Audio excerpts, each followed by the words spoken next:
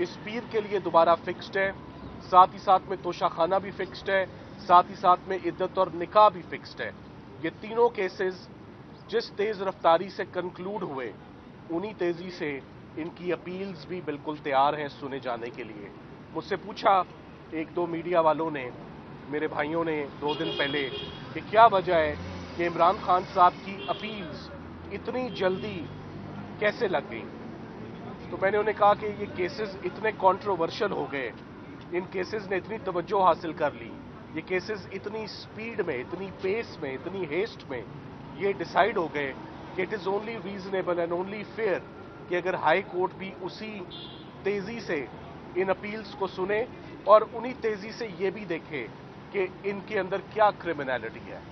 Cipher का case पहला case होगा कि क्या इमरान खान साहब ने, क्या शाह महमूद कुरैशी साहब ने कोई एंटी स्टेट एक्टिविटी की है अगेंस्ट द नेशनल इंटरेस्ट, कोई ऐसा काम किया है, किसी फॉरेन पावर के साथ उन्होंने कोलैबोरेट किया है, पाकिस्तान को नुकसान हुआ है। ये तमाम चीज़ें इस आने वाले पीर को इस्लामाबाद हाई कोर्ट के 2 फाजिल जजेस देखेंगे। जो अंजाम साइफर के मुकदमे का होगा, चाहे वो सज़ा हो चाहे वो जज़ा हो, वही आप देखेंगे कि वही मुकद्दर बाकी सारे केसेस का होगा, क्योंकि उसी पैटर्न पे और उसी लाइन पर तमाम केसेस कंक्लूड हुए।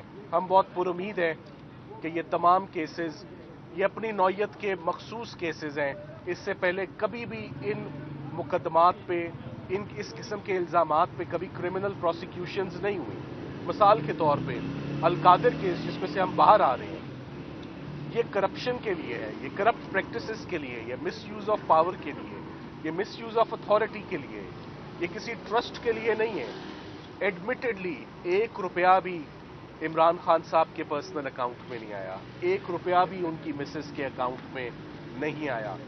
सो नैब की सारी प्रोसिक्यूशन सेक्शन 9 की जो बेसिस होती है वो डिसऑनेस्टी होती है, वो रॉन्गफुल गेन होता है, वो रॉन्गफुल लॉस होता है। सो ना कोई रॉन्गफुल गेन हुआ, ना कोई रॉन्गफुल लॉस हुआ, 1 पैसा भी उनका लेना या उनके पास आना या उनके अकाउंट क्रेडिट होना में वो साबित नहीं हुआ। तो ये भी बड़ी इलॉजिकल सी प्रोसिक्यूशन है।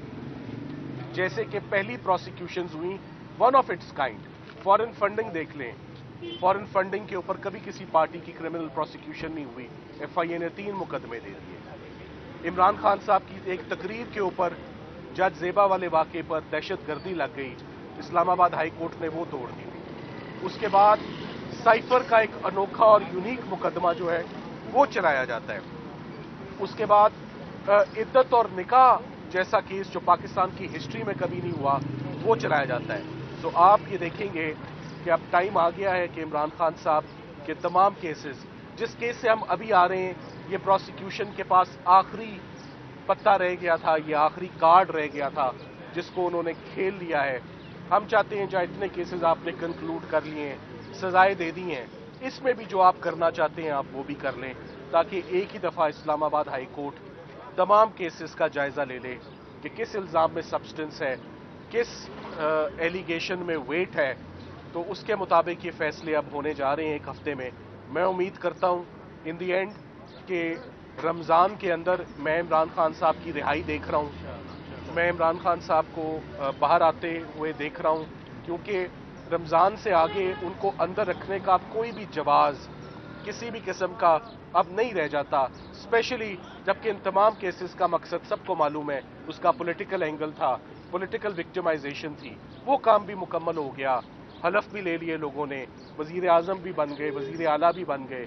सो अब खान साहब को जेल में रखना, उनकी मिसेस को जेल में रखना, ये बिल्कुल बेमानी एक्सरसाइज लग रही है, क्योंकि इन क्रिमिनल केसेस के पल्ले कुछ नहीं है। Thank you very much.